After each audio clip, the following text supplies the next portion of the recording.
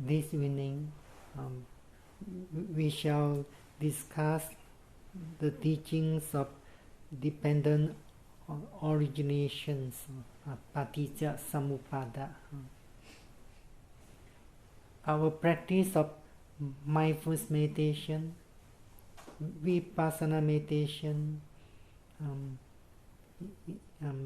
will lead us to realize that all phenomena are arising due to condition.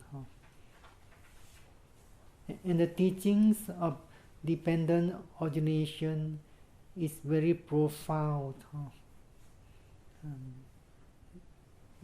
It is said in the scriptures that one who sees dependent arising sees the Dhamma.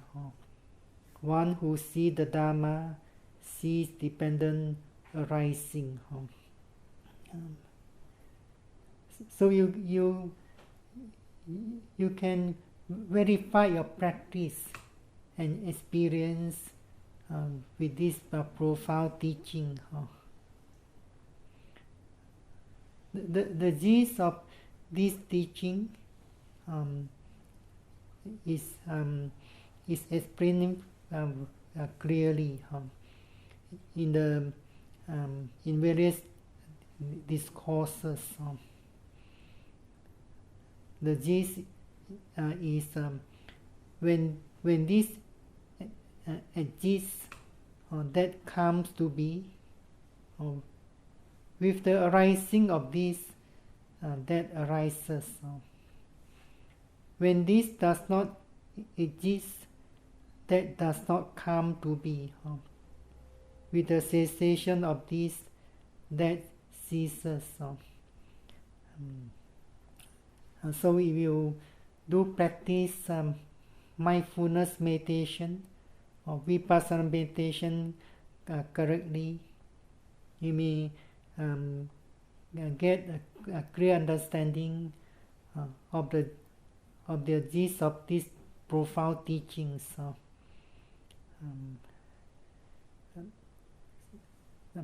So when meditators practicing mindfulness in accordance with the guideline, in other words, be mindful and note whatever object that's arising at that moment as it duly occurs. If the object does not arise, then it's not possible to make any mental noting. There's no arising of mindfulness or awareness.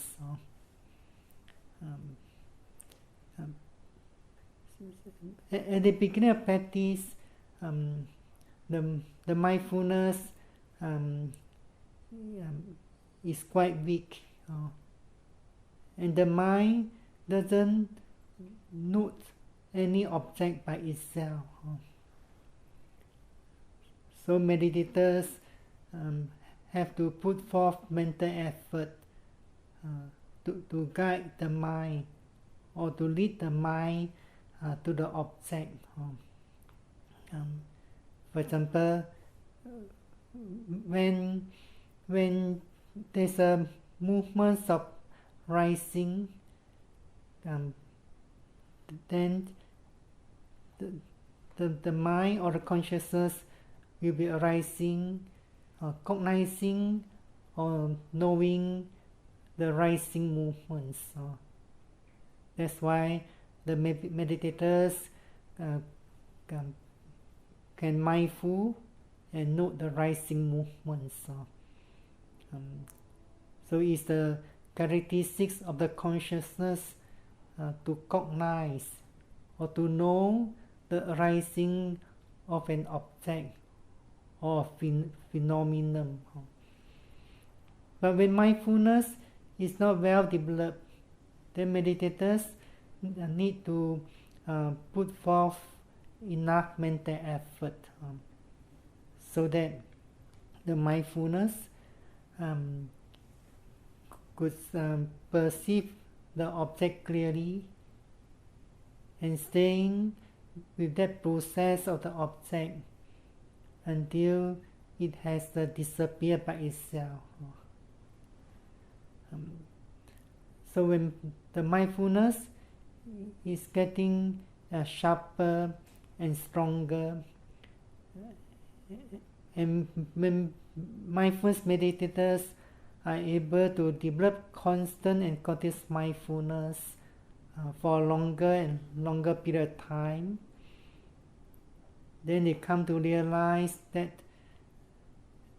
the mindfulness goes to the object, of phenomenon by itself. Or sometimes meditators experience or realize that the mindfulness is arising almost at the same time or at the same moment with the arising of an object or phenomenon. So meditators realize that the arising of the mindfulness or awareness is dependent on the arising of an object. And if the object is not permanent, definitely the mindfulness or awareness which is arising dependent on that object is also not permanent. This is explained clearly in the scriptures. For example, in one of the sutta or discourses found in the Samyutta Nikaya, the connected discourses, the Buddha explained that form is impermanent. What is impermanent is suffering. What is suffering is non-self. What is non-self should be seen as it really is with a correct wisdom.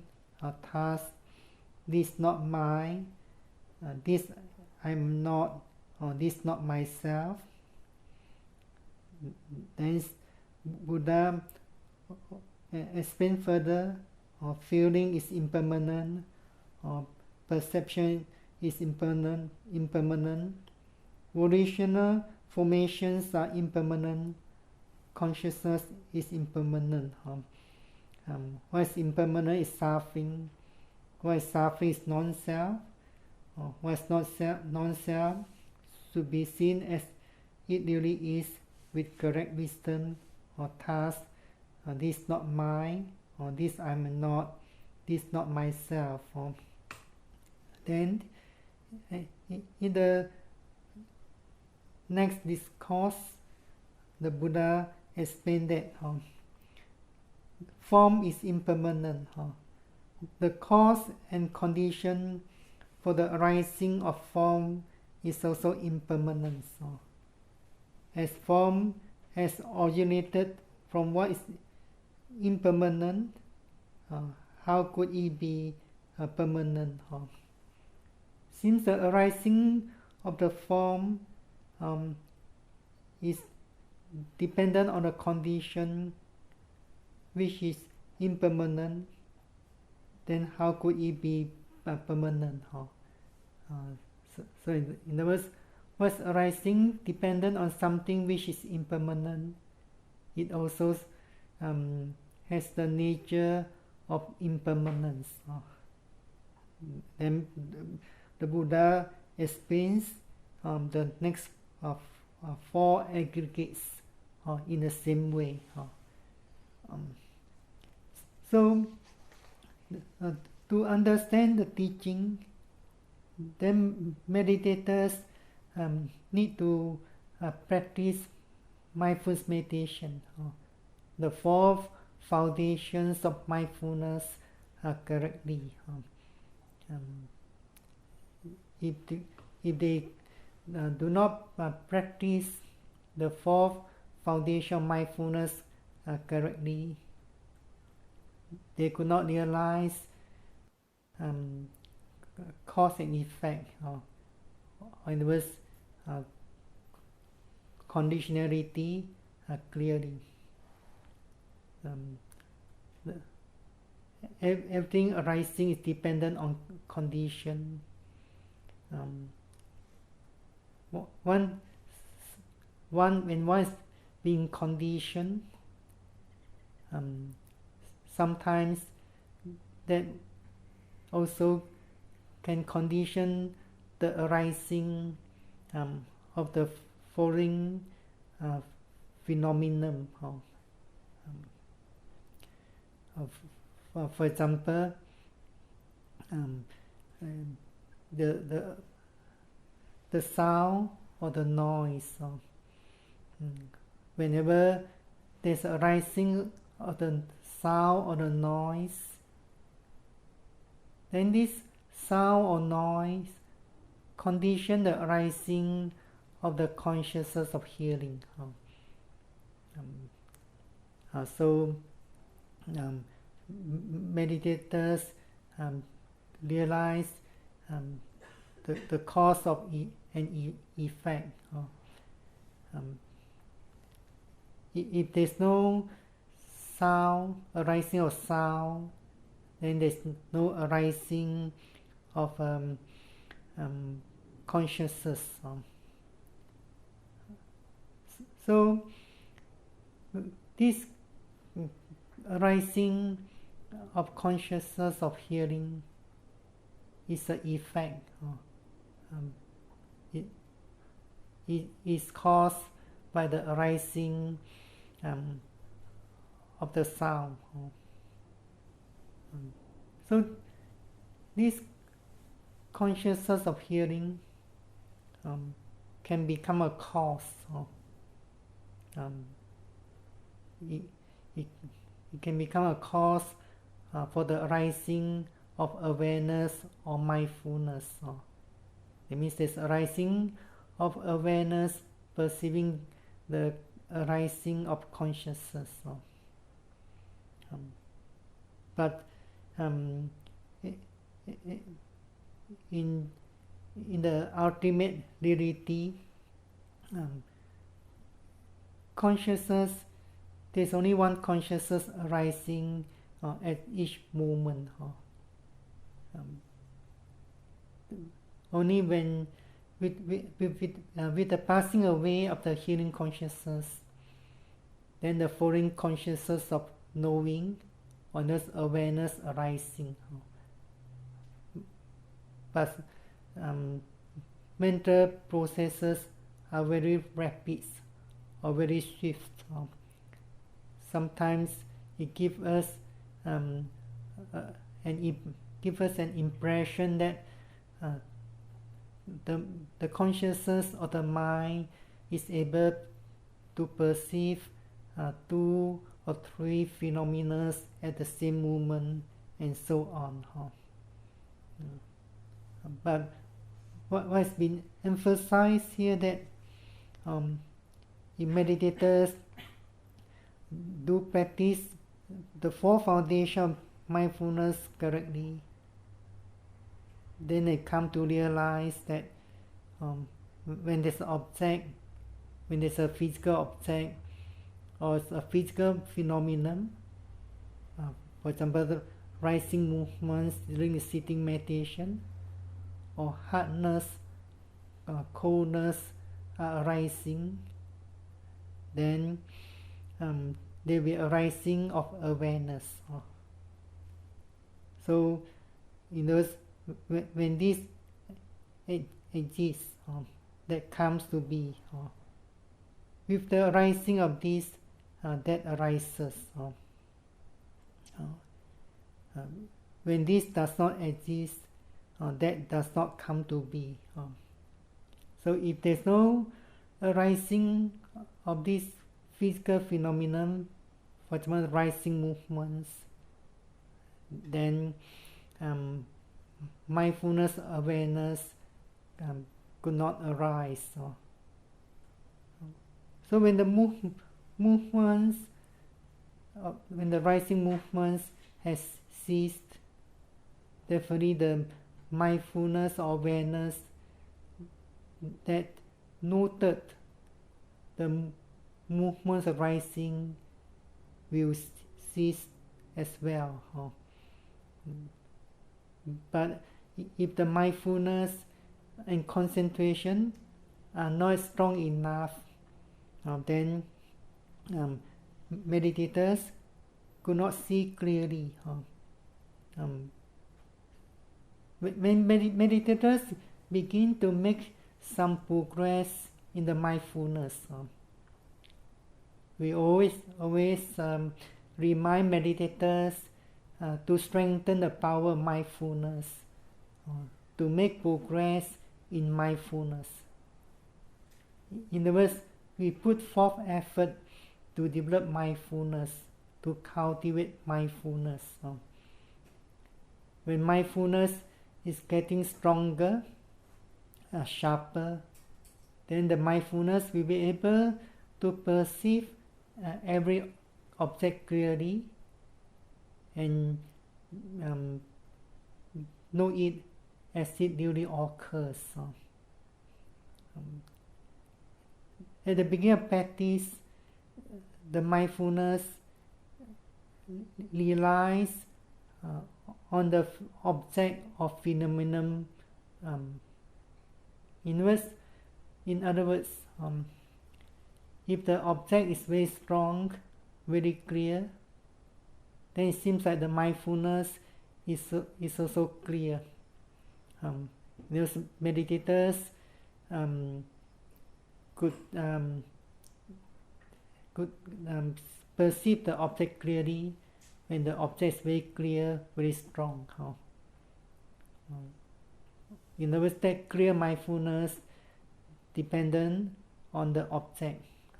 If the object of phenomenon is very clear, very strong, then the mindfulness is clear as well. But meditators have to rely on the strong object so that the mindfulness seems very strong. When there's no strong object or strong phenomenon, then the mindfulness seems weak, not attentive, not able to mindful and note it as it really occurs.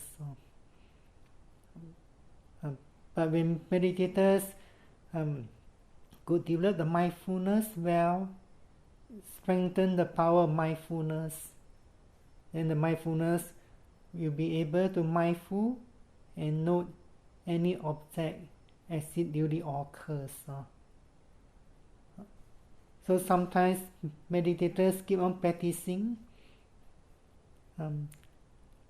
They experience that the rising movements or the falling movements are getting subtle, compare with previous sessions of sitting or previous days and so on. So the movements of rising and falling appears quite subtle. Yet there is no other stronger object appearing at that time. So if the mindfulness is not yet well developed, then the mindfulness cannot mindful and note that subtle object at that time. But if the mindfulness is well developed, and at the moment the movement is of rising or movement falling is quite subtle, and at the same time there is no other stronger object. If meditators have developed mindfulness well, the mindful meditators will be able to note that subtle rising movements or subtle falling movements as it really occurs. So we always instruct meditators to develop mindfulness or to cultivate the mindfulness. So when meditators make progress in the mindfulness, then they will be able to realize clearly the arising and passing way of any object that was noted at the time. But they may be not yet able to see the process of mindfulness clearly. So they should be patient, be mindful, and note every object as it really occurs. And when they are able to increase the mental effort gradually, then they begin to see the process of mindfulness clearly as well. So in other words, when there's a object arising, then the mindfulness will appear immediately at that place. So sometimes meditators should not exercise strong control over the process of mindfulness or awareness. If meditators did not exercise control over the process of mindfulness, then they could realize the mindfulness or awareness will go to the stronger object by itself. For example, when meditators are mindful of rising movements, if there's a painful sensation arising and is stronger, more distinct than the rising movements, the mindfulness will move by itself to the stronger pain. The meditators should mindful, note pain. When meditators are mindful and note pain,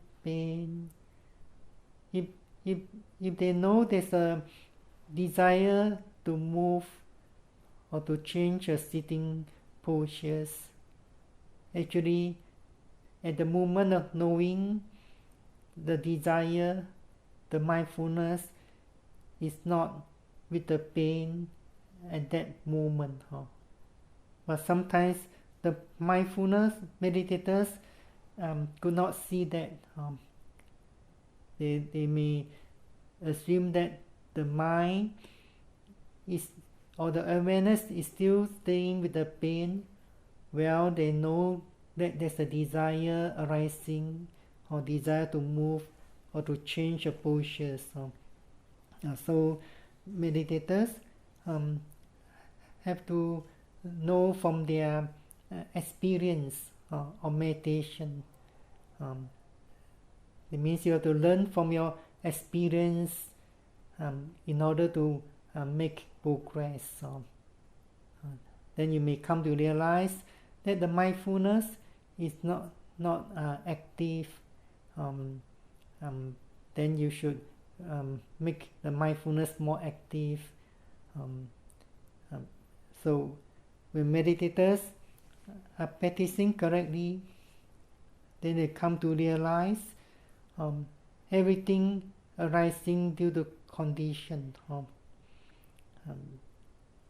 So one who has some knowledge of independent originations, Paticca Samuppada, they will come to understand better and better. So what is the arising dependent conditions is not permanent, is subject to passing away, and it is not easy to realize these three common characteristics, anicca, dukkha, and anatta. We may understand well that anicca means arising and passing away, appearing and disappearing, but the commentaries explain in more details. Almost everyone who has studied the teaching of Buddha, you understand that anicca means impermanent, or arising and passing away, or appearing and disappearing. But sometimes those who have this understanding of impermanence by readings or through analyzing, might think that what had disappeared might appear again in the next moment or later on. But one who has realized the characteristics of impermanence, then they understand that what had disappeared or what had passed away will cease forever. It does not exist anymore. So the commentary explains in many ways. For example, the commentary defines impermanent as not being in existence. It comes into being and then ceases. So this phenomenon does not exist prior to its arising, but because of conditions, various conditions are met, then this phenomenon arises at that time. Then when it passes away, in other words, it ceases, it no longer exists. So another commentary also explains this characteristics of impermanence in another way. Although it means the same thing, the other commentaries say that non-existent after having been is the characteristics of impermanence. So it means if one aspires to see impermanent, one must realize that the object is arising due to the condition at that present moment. At that present moment. So if meditators could not see it, then they might have the idea that this object that had passed away previously will now appears again. So another commentary say that the meaning of anicca denotes things come where they never appeared before, and disappear to where they never went before. Oh. So we want to see conditionality clearly. Actually, the object which is arising at that moment is a new object. It's not the previous object. For example, sometimes meditators are mindful and note pain. Sometimes they could mindful note pain very attentively, precisely. Then they realize that the painful sensation has subsided and disappeared. Then a few minutes later, painful sensation arising. Meditators might think it's the same painful sensation arising again.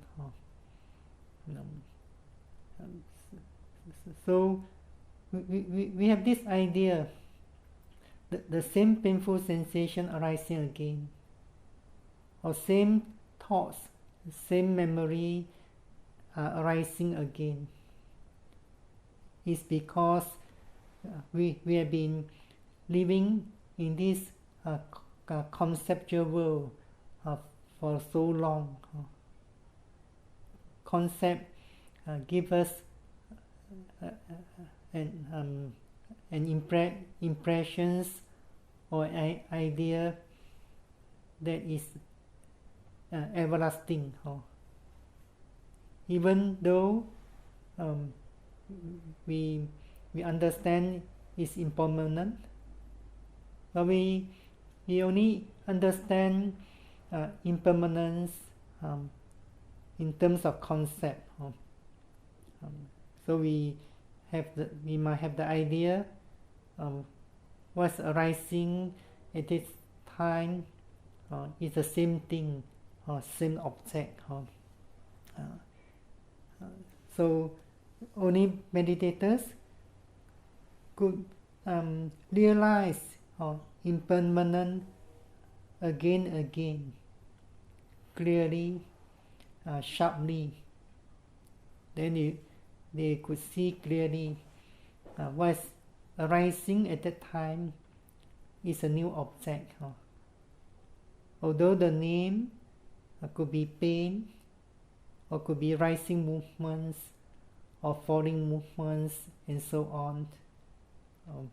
But meditators realize that it is a new object that's arising at the very present moment. So when meditators could see impermanence clearly, thoroughly, then they would also realize the other two characteristics, dukkha and anatta. We do not mindful of these three characteristics separately. Sometimes some people might say mindful impermanence, and then mindful of the dukkha, and then be mindful of no self. But actually, every conditioned phenomenon has these three characteristics, anicca, dukkha, anatta. That's why they are known as common characteristics, or the general characteristics of mental and physical phenomena. When one realizes one of the characteristics, one also realizes the other two characteristics. We do not see them separately at different times. But if the realizations of one of the characteristics is not complete or thorough, the meditators could not see the other two characteristics. That's why the scriptures say that what is impermanent is suffering. So when you experience strong pain, you are not yet realizing. As long as you have not realized the instant and arising and passing away of the painful sensation, then you are not yet realizing dukkha. When you could not see dukkha, you also could not see non-self. So the scriptures also define that dukkha, the dukkha lakkhana, the characteristics of suffering is the nature of being constantly oppressed by the instant arising and passing away. Then when meditators would realize this way, which is known as sankhara dukkha, then they come to realize non-self or no self, anatta. So the scriptures and commentaries also explains with some similes. Just like the sound of a musical instruments. For example, the scriptures give the similes of a lute. Lute is a kind of Chinese musical instruments. So, do you think the sound of the lute is stored inside the musical instruments? It's not really stored inside. So you see that prior to its arising, the sound of a root, before the root, these musical instruments was played by the musician. The sound is not stored anywhere. It's not being kept in anywhere. But when the musicians start to play it, then it will produce this musical sound. So when this when he stop playing, then the sound will disappear or vanish. So when it has vanished, does not mean the sound of the lute still persisting as a store or has gone to some place somewhere. So in other words, all material phenomena and mental phenomena not having been brought into being, having been, they vanish. They do not go to somewhere or persist as a store somewhere. So only meditators could realize these three common characteristics again and again for clearer and clearer for a longer and longer period of time. Then they will make progress to a higher and higher stages of experience. So in other words, to make progress, meditators must be able to see cause and effect, or those conditionality clearly. Everything arising due to condition. So in other words, during sitting meditation, when there's a phenomenon arising, then there's arising of mindfulness awareness.